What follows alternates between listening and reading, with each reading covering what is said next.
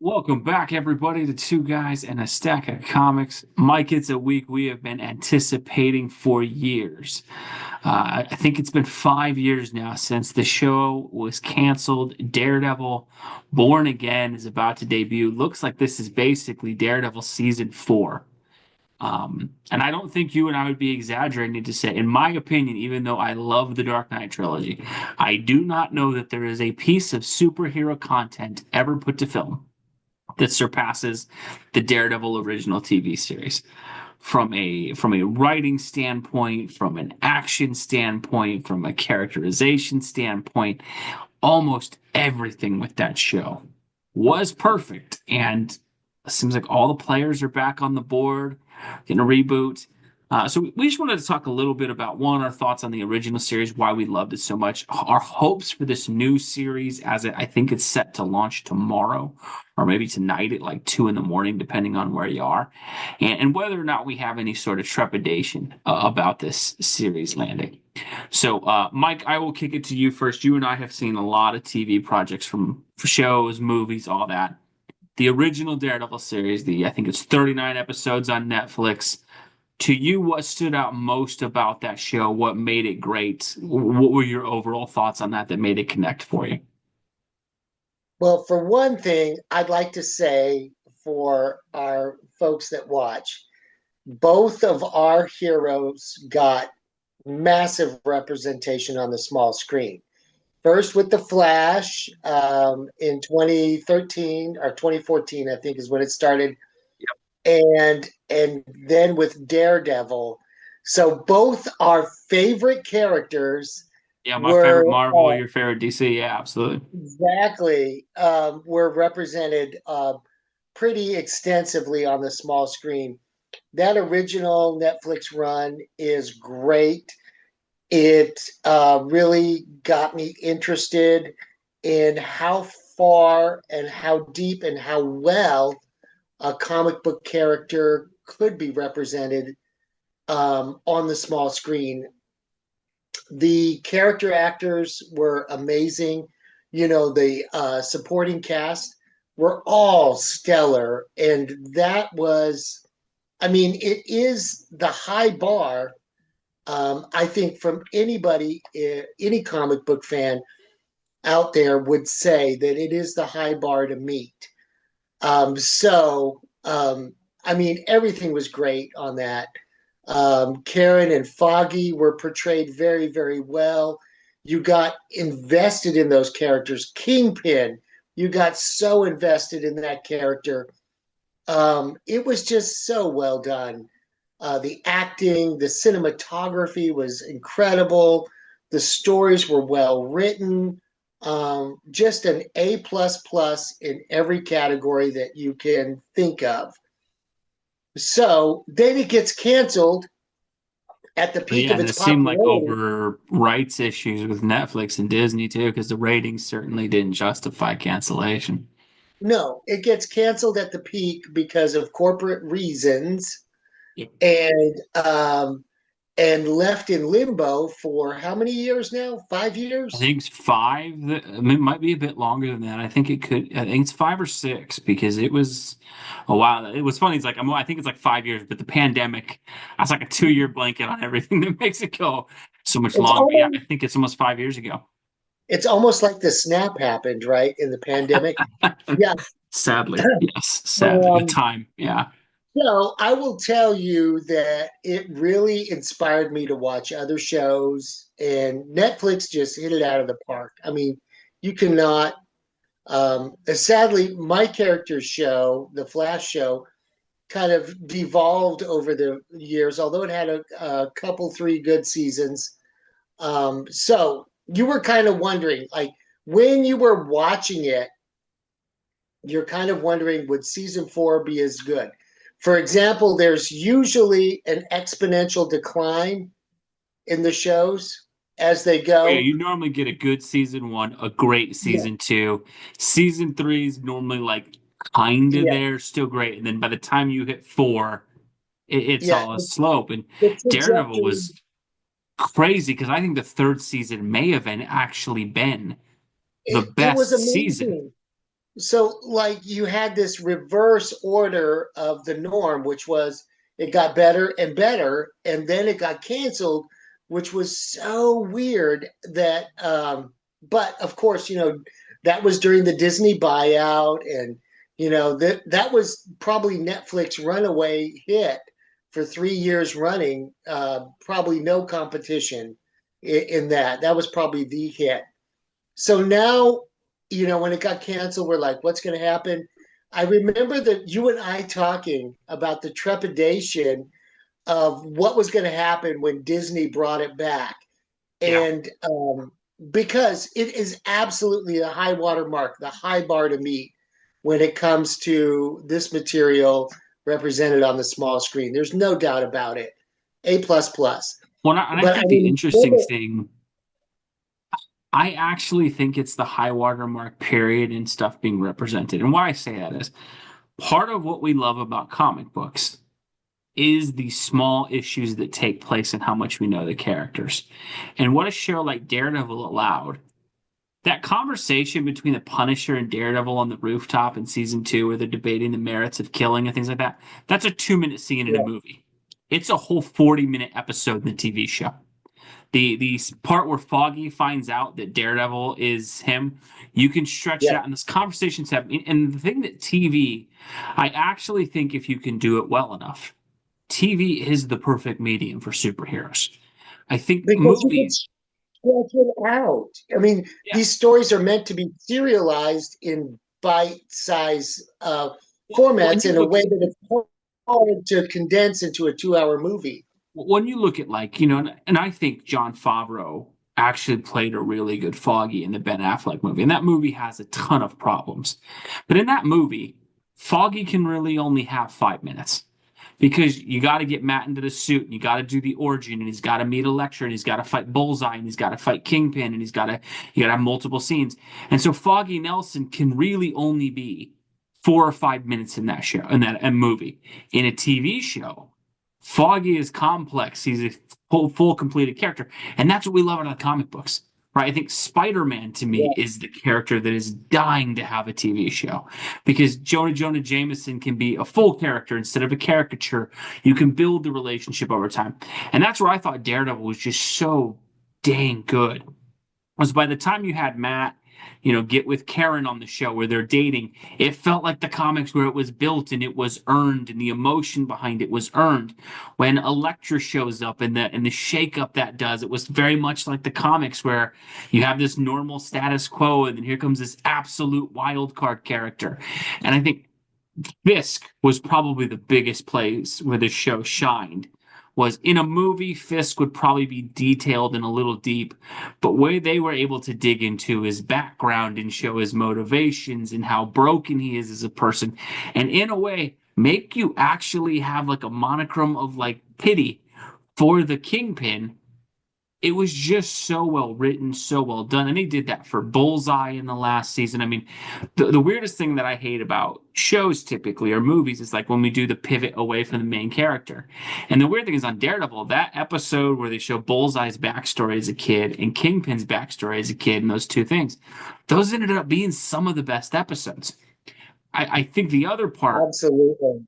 the way the Punisher showed up on the show and how they Oh, contrasted yeah. him so well to Daredevil. That is what the Punisher is built for. Like it was so great in a time where I think the Punisher has been treated so poorly in comic books. To have the TV show examine him where you unapologetically are not supposed to root for the Punisher over Daredevil, but you understand it. Like that scene in the Yeah, graveyard when Punisher's beaten and Punisher's walking Daredevil yeah, through what happened to his daughter and his family and all yeah, that. You're like, it's yeah. just beautiful writing. It's just so well done. And I think the other part that makes the original series so beloved is it did the comics justice while also expediting the storylines a bit. Like when he has the all Yeah, black suit in the first couple seasons, it's a great origin point thing, but it also really well honors the Man Without Fear series from Frank Miller and John Romita Jr. There's yeah, some cool yeah, little call outs with like characters like Turk from the Frank yeah, Miller area who reoccur and kind of always have it. yeah. The suit was really cool and tactically and fit in the world, but it was close enough to Daredevil's comic book stuff that was there. Like it was really grounded, but they knew with like the Billy Club and the grappling hook, it doesn't matter that this really wouldn't exist in the real world. We're going to throw it in. And they did it in such a great way. And then I think the other part where it's the high water mark, the fight scenes in this show, the stairwell fight scenes, the one take hallway scene, I don't think we've ever seen superhero combat ever look that good. And I can't say, I think they're probably working with 1/100th of the budget of like an MCU or DC film. That always stood out to me. And what did you think of like the fight scenes in the original Daredevil show? It was amazing the way they took it to that level. I don't think people in the big budget movies knew that it could be done that way, but whoever the cinematographer was and the director had a vision and were able to execute it and forever change the way fight scenes will be filmed. If you want to go for broke and do a full on comic book fight scene, that is the template that they will forever go to for decades. There's no doubt about it. So then it gets canceled, Reed. And you and Yep. I, were talking about like, okay, it's going to come back in Disney, and it rolled around in our minds for probably about a year or two. Like, it can never be good. It's going to be terrible. And then we got the news that, okay, they're going to scrap what they had been working on and start over again. And then Yep. that started another layer of anxiety with us. Like, okay, it must have been really bad. So is this total restart going to be good? Does it mean it's going to be better, or is there just no way to recreate that masterpiece? What do That you was think? the interesting thing is, yeah, you had initially they were recasting some folks. Like I think they recasted Kingpin's wife, Vanessa, and there was a lot of things coming out of it about it being a little more MCU-ish, even though it was gonna have it. And the She-Hulk cameo of Daredevil, while I don't hate that as much as everybody else does, it was a little bit like, oh no, is this more the tone we're going with? Oh yes, And the again, infamous I think episode. Charlie Cox is so good in the role, even with the poor material on the She-Hulk show, he was really good. I do remember I was so looking forward to it, and then I thought maybe they'll do it well. When he got the really cool cameo in Far From Home, or was it No Way Home? Where and I'm like, okay, they're Yeah. bringing Cox back. Maybe they're gonna get it, and it's just so cool to see from the trailers what we've seen. Bullseye's back, Kingpin's back, the original cast is back. I'm sure we're going to see some changes. I'm sure we're going to see some things. It looks like, we've had something happen in between and they're addressing that. But yeah, my hope for it went from, oh man, they're going to screw this up to I rarely let myself be optimistic about superhero projects anymore. Right? I am in this almost feels more like the Super Bowl is about to happen this Thursday kind of excitement of like I am Yeah. pro I am probably gonna try to stay up till 2 in the morning when it releases And and watch pay it for right it when the it comes next out, day at right? work. Um Yeah. in that it's just they got Charlie Cox is so well cast in the role and plays the role so dang well that I think it's almost impossible for it to be messed up. I do hope we get to see something with it. I see we got Jax with us now, so he's going to join us on here. I'll go to you Yeah. guys on this before I kind of go in. What Your do you think? predictions on what do you think we'll see? Like, do you think this will be good? Do you think they can actually deliver a good, like, season 4 of this show? I think they can, especially based off what we've seen in the trailers and the most recent clip with like the bullseye fight. I thought that was pretty cool. I'm really glad they're bringing Punisher back, and White Tiger looks interesting. And yeah, like my main issue is just that Fisk returning as a villain kind of just goes against the point of season three. But Sure. even then, It's going to be weird to see how they thread that needle if they can. yeah, but despite that, I still think it could turn out good because like the whole thing, like it's been a while since I've seen season three, but I kind of got a refresher on it. It's like, like uh, Matt was like thinking that he would have to kill Fisk, like, and that there wasn't really a way around it. But like the whole point is he overcame that and found a way to supposedly put him away for good Yeah, kind of without killing. blackmails him with Vanessa saying like, if Yeah, you don't go to jail, I'll rat on Yeah, her. yeah. And now it's like saying like when Fisk coming back, he's kind of contradicts that message by saying, "Well, actually, no, that doesn't work." Okay, Yeah, whatever. It's like, the a little Batman bit for and the sure. Joker syndrome, right? The Batman and the Joker syndrome. Yeah.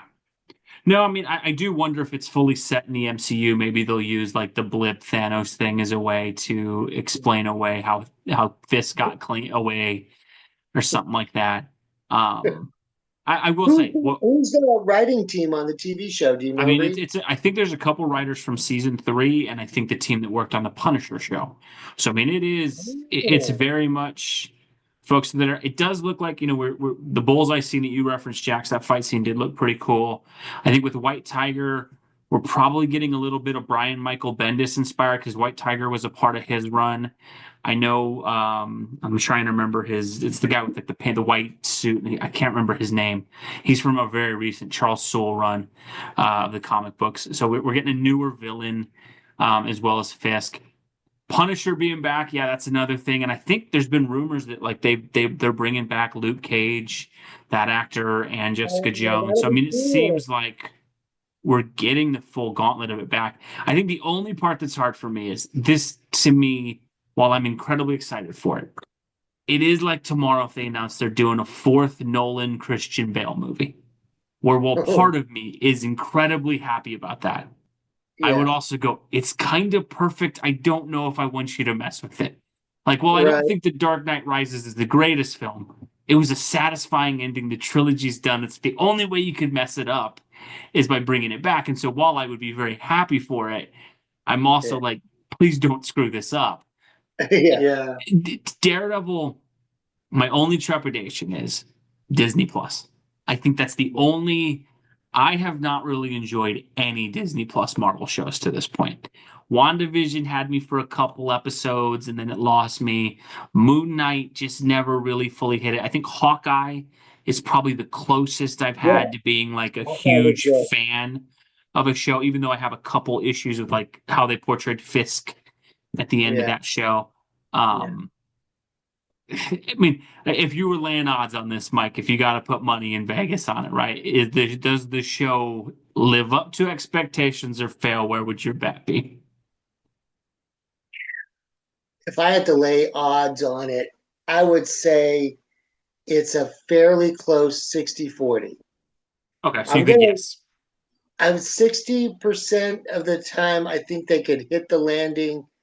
40% of the time, because you can make a great preview and a great clip. We've seen DC Well, fire up some amazing trailers and absolutely, not deliver for right? sure. I have fallen guilty to many of those.